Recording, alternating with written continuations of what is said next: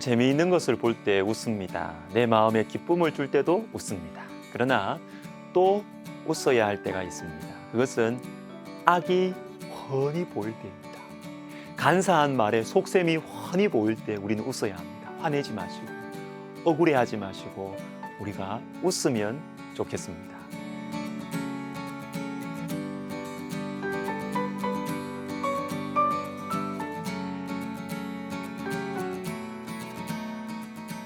오늘 말씀에 나오는 하만, 여러분 어떠세요? 우습지 않습니까? 자신의 마음을 불편하게 하는 모르드게를 죽이려고 일찍 궁궐에 갔다가 도리어 자신의 꾀에 빠져서 모르드게를 높여줍니다. 그리고 나서 마음이 괴로워서 머리를 싸고 급히 집으로 돌아옵니다. 우습지 않습니까? 우습죠. 하만은 힘세고 교만한 인생들의 대표입니다. 뽐내는 모습, 거만한 모습, 자기 도취에 빠져있는 모습 웃기지 않습니까? 하나님께서는 우리에게 웃으라고 하십니다. 하만을 보면서 하만 같은 인생과 세상사를 보면서 많이 웃으라고 하세요. 그러나 우리는 어떻습니까? 자신의 힘과 지혜를 자랑하고 의지하면서 살아가는 인생들을 보면서 웃지 못하죠. 대신 부러워하죠. 또는 자기 연민에 빠지거나 화도 냅니다. 그러나 여러분 우리 웃으십시다. 하만은 언젠가는 무너진다. 하나님을 두려워하지 않고 살아가는 인생은 언젠가는 무너질 것이다. 하하하하 웃으십시오.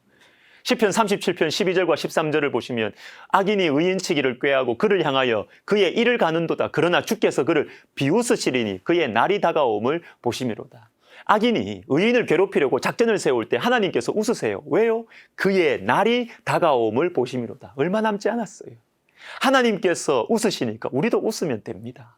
여러분 성도의 웃음은요 믿음의 표현입니다. 하나님의 다스리심을 분명히 알고 누리며 살아가는 성도들은 웃을 수가 있습니다. 베드로전서 1장을 생각해 봅시다. 베드로전서를 받은 성도들이 처한 상황은 고난이었습니다. 신앙 때문에 고통을 당하는 것입니다. 그런데 이 베드로전서의 첫인사에 이어서 곧바로 나오는 말씀이 있습니다. 1장 3절에 우리 주 예수 그리스도의 아버지 하나님을 찬송하리로다. 원래는 이 찬송하리로다라는 이 표현이 제일 앞에 나와요. 고난 앞에 있는데 악인들이 우리를 막 핍박하는데 하나님 찬송하자, 즐거워하자, 웃자는 것입니다.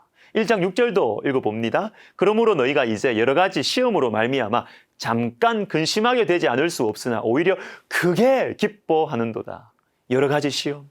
이들이 당하는 시험은 여러 가지였습니다. 그래서 근심하는데 잠깐 근심합니다. 그러나 기뻐하는데 크게 기뻐합니다. 근심하는 잠깐과 대조적으로 크게 기뻐하고 있습니다. 고난 중에도 기뻐합니다. 고난 중에 웃고 있습니다. 핍박 앞에서 즐거워합니다. 사랑하는 여러분, 이것이 저와 여러분이 가지고 있는 귀한 신앙입니다.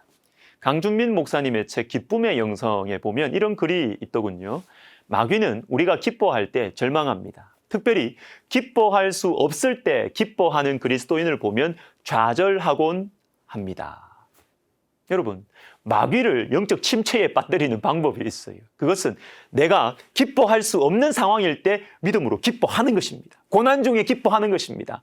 우리 주님의 다스리심을 믿고 주님의 손길을 믿고 웃는 것입니다. 이렇게 할 때 마귀는 좌절합니다. 그런데 여러분, 이상한 웃음이 또 하나 있어요. 웃으면서 심각해지는 경우가 있습니다. 제가 아는 한 신실한 형제에게서 자신이 겪은 이야기, 직접 들은 이야기인데요.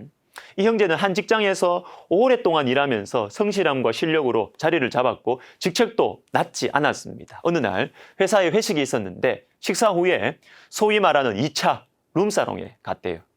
빠지기는 어려운 상황이었던 것 같습니다. 술과 안주가 들어오고 이어서 여인들이 들어왔습니다. 상사가 그 여인들에게 그 형제를 가리키면서 이렇게 말했대요. 저 사람 한번 유혹해 보라고. 교회를 열심히 다니기 때문에 좀처럼 안 넘어갈 거야. 여인들이 그 형제에게 다가옵니다. 그때 이 형제가 어떻게 했냐면 그 방 안에서 도망치기 시작했습니다. 여인들은 뒤를 따라갑니다. 그 형제는 계속 도망을 칩니다. 폼 안 나죠. 사람들은 웃겨서 배를 잡고 있습니다.